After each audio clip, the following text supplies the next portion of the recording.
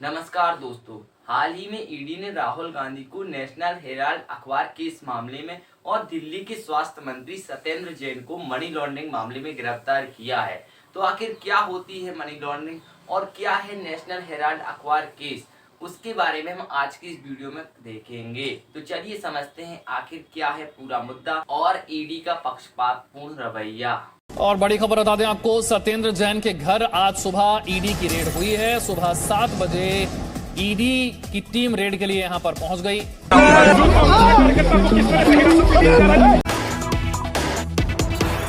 साल 1938 में कांग्रेस पार्टी ने जनरल एसोसिएट का गठन किया था।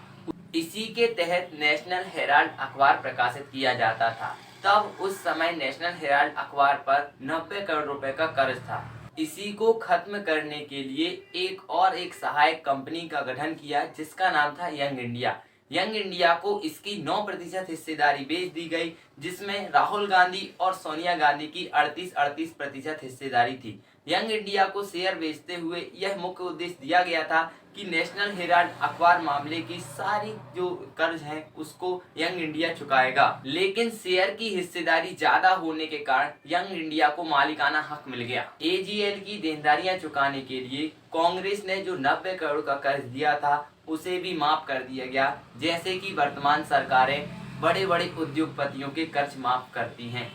लेकिन साल 2012 में बीजेपी सांसद सुब्रमण्यम स्वामी ने इस मामले में 50 करोड़ की गड़बड़ी के आरोप लगाए थे, जिसके संबंध में उन्होंने एक कोर्ट में याचिका दायर की थी। इसके बाद 2015 में ईडी ने इस मामले में अपनी एंट्री की और मुकदमा कायम किया, जिसके तहत बीते 3 दिनों से राहुल गांधी को ईडी पूछताछ के लिए बुला रही है। दूसरा मामला सत्येंद्र जैन का है। साल 2017 में सीबीआई ने सत्येंद्र जैन के खिलाफ एक एफआईआर दर्ज की, जिसमें उनके ऊपर आरोप थे आय से अधिक संपत्ति रखने के।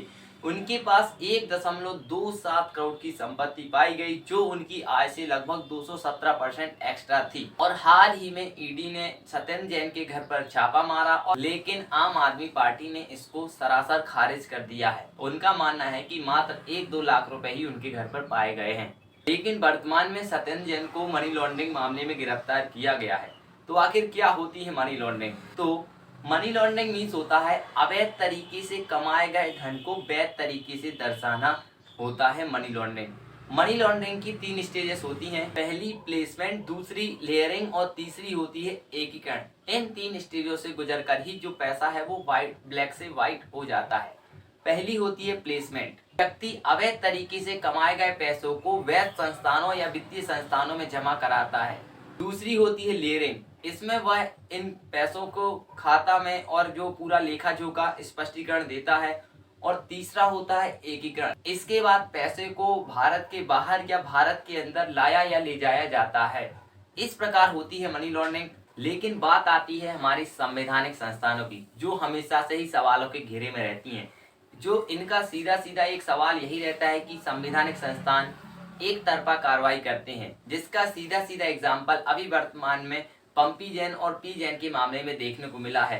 थोड़ी सी चूक के कारण बीजेपी कारोबारी जो एक थे उनके यहाँ पर छापा घल गया, जबकि घलना था दूसरे के यहाँ पर। लेकिन आप इमेजिन कीजिए कि वो छापे अगर थोड़ा नाम में अगर कंफ्यूजन ना होता तो उतना पैसा पकड़ा ही नहीं जाता। यानी इसका सीधा तात्पर्य है कि हमारे देश की संवैधानिक संस्थान सरकार के दबाव में आकर काम करती हैं। यदि राहुल गांधी और सत्येंद्र जैन ने अपराध किया है और वो अपराध के लिए दोषी पाए जाते हैं तो उनको सजा मिलनी चाहिए, क्योंकि जो अपराध अगर कोई करेगा तो उसको सजा मिलना जरूरी है। क्या वर्तमान सरकारें जो वर्तमान में बड़े बड़े उद्योगपतियों के कर्ज माफ करती हैं, तो उसमें उद्योगपति और सरकार के बीच क्या लेना देना होता है? आखिर इस प्रकार के कोई अन्य गरीब व्यक्ति के कर्ज माफ क्यों नहीं किए जाते हैं? साथ ही चुनाव के समय चुनावी जो बॉन्ड होते हैं, आपने देखा भी होगा, करोड़ों रुपए के चुनावी बॉन्ड होते हैं, जिनका मालूम ही नहीं होता है कि कौन उन सरकारों को या पार्टियों को उतना ज्यादा मात्रा में चुनावी चंदा दे रहा है। क्या इसकी जांच नहीं करनी चाहिए सरकारी एजेंसियों को? साथ ही साथ जो 1.5 करोड़ रुपए और 90 करोड़ की बात है, तो राजनेताओं के ऊपर इतने जैसे कोई महत्वपूर्ण नहीं होते हैं, क्योंकि एक राजनेता एक साइकिल से चलने वाला एक विधायक अगले साल फॉर्च्यूनर से चलना स्टार्ट कर देता है। तो आखिर उनके पास ये पैसा कहाँ से आता है? इसकी जांच क्यों नहीं करती सरकारी एजेंसियां? सरकारी एजेंसी केवल सरकार ने कह दिया कि उसके ऊपर छापा मारना है तो केवल उसी के ऊपर छापा मारती हैं। या फिर किसी ने सरकार के विरोध में कुछ बोल दिया तो उसके ऊपर छापा मारेंगी। यदि सरकारी एजेंसियां अच्छे तरीके से काम करना स्टार्ट कर दें तो देश में शायद ही कोई एक नेता बचेगा जिसके घर पर अवैध संपत्ति, कालाबाजारी या फिर कोई ऐसा पैसा ना पाया जाए जो एक भारत में कानूनों में अवैध ना माना जाता हो। तो अब आपको क्या लगता है कि आखिर एक साइकिल से चलने वाला विधायक 1 साल बाद फॉर्च्यूनर से कैसे चलने लगता है? आप हमें कमेंट सेक्शन में बताइए। तो मुझे उम्मीद है कि हमेशा से ही वीडियो आपको इन्फॉर्मेटिव लगता रहा है और लगता रहेगा और लगता रहा होगा। तो मुझे उम्मीद है आप हमारे चैनल को लाइक, शेयर एंड सब्सक्राइब जरूर करेंगे। बहुत बहुत धन्यवाद। जय हिंद।